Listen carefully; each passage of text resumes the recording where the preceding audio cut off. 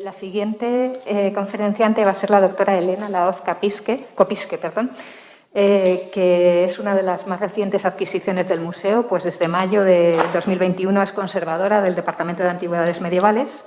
Ella se licenció en Historia del Arte por la Universidad de Valencia y obtuvo el máster de Historia del Arte y Arqueología Islámica en la de Bamberg, en Alemania, en 2015.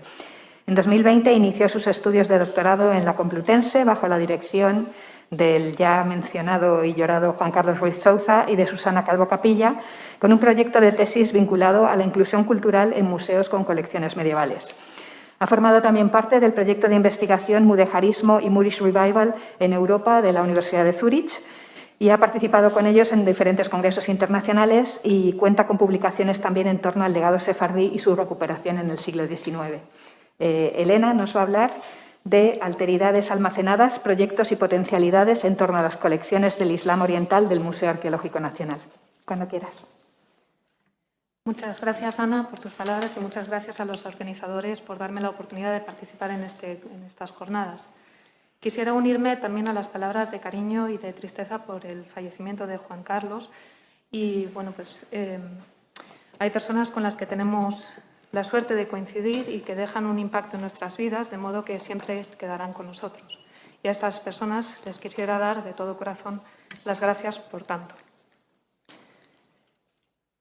El Islam en Persia nos va a ofrecer una experiencia artística de un arte desdeñado oficialmente en los medios europeos y propios islámicos que solo por la acción de coleccionistas y especialistas con poco o ningún respaldo nos ofrece, precisamente por un intimismo, la imagen más densa y atrayente de ese Islam, en que permite aflorar continuamente los más viejos e ingenuos fondos de la creatividad del mundo visible.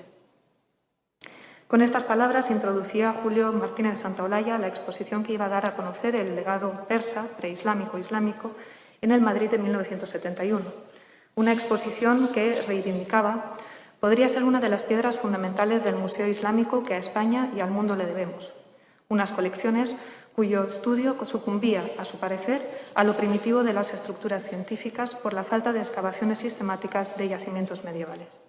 Efectivamente, el legado exhibido en las salas del entonces Museo Arqueológico Municipal de Madrid, hoy Museo de San Isidro, constituye el grueso de los fondos de Islam oriental que alberga el Museo Arqueológico Nacional desde 1973, primero como depósito, y desde 1975 tras haber sido adquirido por el Estado. Cabe destacar su importancia y excepcionalidad en el panorama nacional, donde colecciones y museos centran su mirada sobre todo en el legado andalusí. Si bien es cierto que la colección llegó con alguna falta notable, como el cuenco minaí de la imagen, y que se han expuesto algunos ejemplares en las salas permanentes, la gran mayoría de estas piezas se encuentran embaladas en los almacenes del museo. El conjunto de iniciativas que se han emprendido desde el Departamento de Antigüedades Medievales y que se van a exponer en los próximos minutos tienen como objetivo visibilizar estas alteridades almacenadas, propiciar su accesibilidad y difusión. Nos movemos sobre dos ejes principales.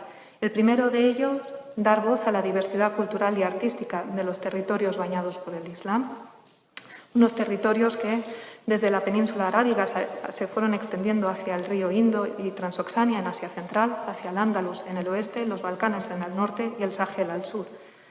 Este mapa muestra la realidad actual del Islam, aquellas geografías con mayoría musulmana, diferenciando cada una de sus ramificaciones. Y el segundo eje del trabajo es mostrar cómo los objetos fueron coleccionados, estudiados y transmitidos, cómo y por qué llegaron a nuestros museos. La de Martínez Santaolalla constituye, como decíamos, el grueso de la colección de Islam oriental, pero no es la única. A ella habría que añadir las piezas donadas, entre otros, por Martín Almagro, como este brasero de bronce que fue adquirido en el mercado de antigüedades del Cairo en 1965, o las donaciones de Manuel Retuerce, un conjunto de fragmentos cerámicos y vítreos procedentes de las excavaciones de Resafa, en Siria, en las que había participado en los años 80.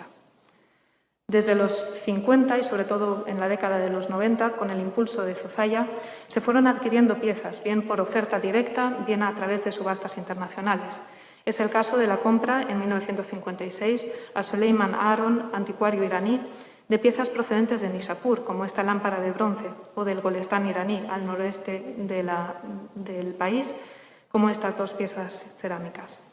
En 1990, por su parte, se adquirieron en subasta internacional hasta 20 piezas, entre las que hallamos ejemplares como los de la imagen, desde bronces jorasaníes hasta platos cerámicos de Iznik datados del siglo XVII. Y de nuevo, en subasta internacional, se adquirieron estas 3 piezas: un plato cerámico, un bronce también jorasaní probablemente, y una jarrita de vidrio. Suman en total 929 objetos. Es una colección heterogénea que nos ha llegado a través de distintas vías. De modo que, de manera preliminar, nos hemos ido acercando a los orígenes y contextos de la colección a partir de estudios tales como el de Aranda Pastor sobre Isidro de las Cajigas López y las antigüedades iranias, publicado en 2016, o de Carrera Ontana, Camazo Barrueco y González Alonso sobre Martínez Santaolalla y el Museo de San Isidro, publicado en 2017. Ya desde el siglo XIX, el comercio de antigüedades orientales se había ido extendiendo, motivado tanto por el interés orientalista como el colonialista. Se había avanzado en la arqueología, la llamada arqueología imperialista, y se habían ido abriendo nuevos mercados en África y Asia. Tanto desde estos como desde los territorios otomanos, pensemos en que los sultanes otomanos estaban propiciando sus políticas de acercamiento y emulación de Europa, llegarían a anticuarios y coleccionistas multitud de piezas en metal, cerámica, marfiles, cristales de roca, alfombras y textiles, no siempre originales y no siempre antiguos. Con tal afluencia de piezas e intereses se fueron inaugurando secciones, incluso museos dedicados al arte islámico. Un ejemplo de ello es el Museo de Arte Islámico de Berlín, inaugurado en 1904 a partir precisamente del obsequio por parte del sultán otomano Abdulhamid II de la fachada del Palacio Omeya de Mesata. En España el interés estuvo centrado sobre todo en el pasado andalusí y en el Magreb coetáneo. Se impulsaron aquí campañas arqueológicas y etnográficas. Las becas al extranjero de la Junta de Ampliación de Estudios, no obstante, sería fundamental en el desarrollo del interés por la arqueología imperialista, que tenía su foco en yacimientos fuera de Europa y, en general, ayudó a la consolidación de la arqueología moderna. En las décadas de 1940 a 1950, como contrapeso al aislamiento internacional al que había sido sometida la España franquista, se impulsaron las denominadas políticas puente o de sustitución, basadas en la diplomacia con países árabes e iberoamericanos. El hecho es que, gracias a este contexto, tal y como señala Jordi Vidal, Martínez de Santaolalla fue capaz de llevar a buen puerto sus negociaciones con el por entonces director general de Antigüedades iraquí, Naji al-Assil, para adquirir una colección mesopotámica que consideraba completamente novedosa y que preveía impulsora de la investigación orientalista en la España de 1949. Estas políticas podrían haber beneficiado también a Isidro de las Cajigas López, quien ocupó durante 9 meses de 1954 el cargo de ministro plenipotenciario en Irán. Su afán coleccionista le llevó a reunir hasta 1.400 piezas, de carácter muy heterogéneo y de las cuales apenas le dio tiempo a realizar inventarios. Tal y como señala Caspar Aranda en su estudio, las fuentes documentales principales son su diario de trabajo y las cuentas de las compras, así como 2 fotografías realizadas por su yerno de una vitrina repleta de antigüedades. Serían, en su mayoría, antigüedades iraníes, pero también parece haber coleccionado piezas chinas, indias, armenias, griegas o rusas, datadas de un amplio rango cronológico que abarca desde la prehistoria hasta el siglo XX. A partir de estas fuentes, Gaspar Aranda pudo identificar hasta 17 piezas cerámicas que hoy en día se encuentran efectivamente en los almacenes del MAN. Pero la documentación además menciona algunas piezas que también podrían, o tal vez no, corresponderse, como es el caso de esta figurilla en forma de elefante. Las descripciones son demasiado vagas como para poder vincularlas a la ciencia cierta con nuestras colecciones. No obstante, el hecho de que tras el fallecimiento de Cajigas López los 1.400 objetos llegaran a su casa familiar en Madrid, fueran estudiados y repartidos entre el Museo Naval, el Museo Nacional de Romanticismo y el propio Martínez Santaolalla, podría ayudar a vincularlas y a establecer una datación ante quem a las piezas que parecen ser de factura más moderna. La mayor parte de la colección está constituida por cerámicas. Algunos ejemplos son este taifón, el azulejo de reflejo metálico, la maqueta de vivienda o el molde para cerámica estampillada, en cuya abertura se colocaría la boca del jarro o el pie del cuenco, de modo que su cuerpo quedara estampado con decoración zoomorfa. También abundan las piezas en metal, como este incensario, lampadario y candil, probablemente procedentes del Jorasán medieval, o este gran jarrón de cobre que ha sido datado del siglo XIX, procedente de Turquía y que podría representar escenas historicistas. Encontramos ejemplos pétreos y vítreos, como esta estela y figurilla talladas en alabastro o la figura de ave en estuco, como el jarrito con decoración dorada, la pieza de ajedrez datada del siglo X, el frasco ungüentario y el cuenco de vidrio. Y finalmente, hallamos otros materiales como pueden ser el marfil, la madera, el cuero o los textiles. Solo por mencionar algunos más de los variados usos y funciones, señalaremos que la colección cuenta además con instrumentos científicos, este capuchón de alambique en vidrio o la esfera celeste, instrumentos musicales como el tambor y armamento. Tenemos la suerte de que parte de este legado ha llegado al museo contextualizado, con indicaciones de su DNI, por lo menos pistas de ello. Caso de las piezas compradas a Soleiman Arón o las procedentes de Resafa. Contamos también con piezas de atribución más dudosa, como podría ser el capuchón de alambique en vidrio que acabamos de ver, considerado iraquí del siglo XIII. En algunos casos incluso se desconoce cómo llegaron al museo y si formaron parte de la colección de Martínez de Santaolalla. El hecho es que la mayoría han llegado descontextualizadas, provenientes del mercado de antigüedades y catalogadas bajo la etiqueta de persa, escondiendo la alta diversidad de posibles procedencias y filiaciones cronoculturales. Ante la pregunta lanzada a Domus, obteníamos estos datos. De las 929 piezas, 292 provienen de Persia, 110 de Resafa, 30 de Egipto, 9 de Irak, 7 de Turquía, 3 de Marruecos, y quedan muchas por ubicar. Hemos de recordar que las fronteras actuales no corresponden a los territorios históricos en los que fueron produciendo estos artefactos. De hecho, han sido muy fluctuantes. Dependiendo en principio del califato abasí, el paisaje estaba conformado por reinos cuyos gobernadores fueron aumentando su autonomía conforme el propio califato iba convirtiéndose en un poder más nominal y simbólico. En las colecciones de Islam oriental del MAN encontramos un amplio rango cronológico que abarca desde los siglos IX y X, con ejemplares como los bronces de Jorasán, que vemos a la derecha, hasta los siglos XIX y XX, con ejemplos callares como este incensario zoomorfo. Hablamos de siglos de cambio en las geografías, dinastías y realidades socioculturales y, como se puede observar en la imagen, también de cambio en las técnicas de producción y los gustos estéticos. Todo ello nos habla de las enormes potencialidades que albergan estas colecciones, de la multiplicidad de enfoques y relatos que pueden desarrollarse a partir de su investigación y puesta en valor. De aquí que, desde el Departamento de Antigüedades Medievales, estemos sumando esfuerzos en diferentes proyectos y que animemos a investigadores e interesados a participar y explorar oportunidades. La piedra angular de los proyectos en curso ha sido la documentación de las colecciones, porque no se puede poner en valor lo que se desconoce. Esta tarea ya había sido llevada a cabo, como ha señalado Beatriz Candera, en décadas anteriores, primero con las fichas Navascués y después con el sistema Caimán, pero el trasvase de datos a Domus supuso la pérdida de parte de la información informatizada. Así, en octubre de 2020, los compañeros del departamento iniciaron una nueva recopilación de datos a partir de las citadas fichas y otras fuentes documentales, como el catálogo de 1971, realizaron fotografías de trabajo de las piezas, reorganizaron el almacén y sistematizaron los números de inventario. Logrados estos primeros pasos, desde el propio departamento seguimos ampliando los contenidos de las fichas catalográficas.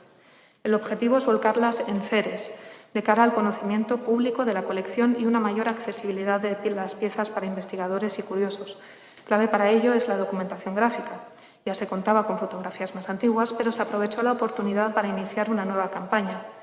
El proceso de fotografiado sistemático, armario por armario, comenzó en mayo de 2021. Contamos hoy ya con aproximadamente 100 piezas fotografiadas. Gracias a esta iniciativa y a profesionales como Javier Rodríguez y Ariadna González, es posible ver las imágenes desde múltiples perspectivas con alta calidad y definición, que permiten el zoom y la observación de detalles.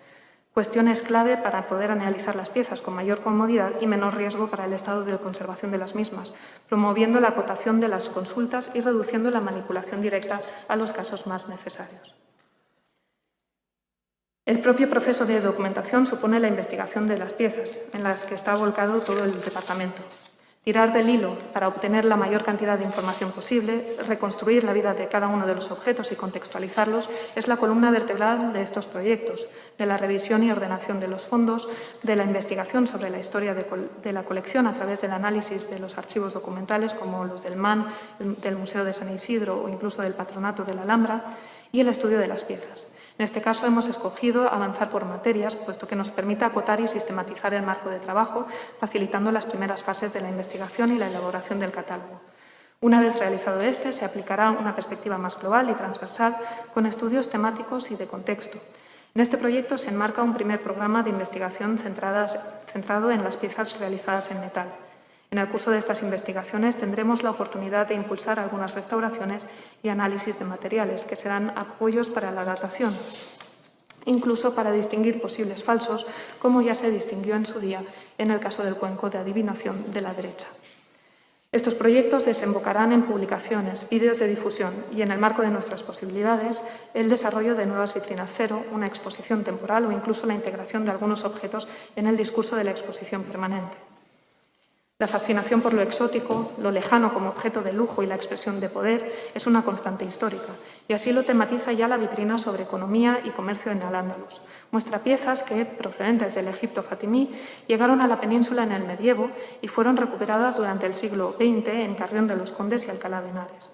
Nos hablan de esos intercambios y conexiones más allá de Al-Ándalus, de unos movimientos constantes entre unas y otras geografías que siguen manteniéndose en el siglo XXI y que obligan a ampliar el foco, contextualizando lo local en lo global. Así, durante el año 2020 se planteó una vitrina cero dedicada a la Persia medieval con algunos ejemplares destacados del almacén. Esta iniciativa se acompañó de una publicación interactiva en web, vídeos explicativos y un artículo que previsiblemente se publicará en el próximo número del Boletín del MAN. Creemos que es fundamental tener en cuenta los análisis más recientes en cuanto a la musealización de la alteridad, en los que se aboga por mostrar el legado como dinámico, diverso. Aproximarnos desde una mirada arqueológica e histórico-artística, pero también antropológica, para hablar de los procesos de cambio sociocultural. Autores como Stefan Bueva, en 2012, señalan que, si bien la presentación estética de los bienes culturales es un primer gancho para captar la atención del público, es clave ampliar la información contextual. Señalan también que el escaso valor otorgado tradicionalmente a las producciones contemporáneas del mundo islámico, como la de los Callares, ha llevado a que apenas aparezcan representadas en el discurso histórico de las salas expositivas. Pero hablar de sus siglos contemporáneos es importante, ya por el propio hecho de conocerlos, pero también para evitar una imagen estática del arte islámico. Además de ello, Miriam Satanawi, Sharon McDonald, Katarina Pusson, en su publicación de 2021, llaman a no desgajar la cultura islámica y su legado de las realidades de Europa. Desde la Edad Media forma parte de ella. Ha ido poblando colecciones privadas y públicas y exhibiéndose en museos. Por ello, consideran, sería clave introducir en el relato el coleccionismo de estas alteridades, las repercusiones de su presentación en los museos, en el entorno inmediato, pensar en los públicos a los que nos dirigimos y quizá preguntarnos, ¿es el Islam oriental tan distante de Europa? Las colecciones que hemos presentado albergan enormes potencialidades. Creemos que, a través de ellas y contando con la participación de los interesados, podremos ofrecer un granito de arena a una comprensión más diversa e integradora del mundo islámico, al diálogo social y al entendimiento cultural.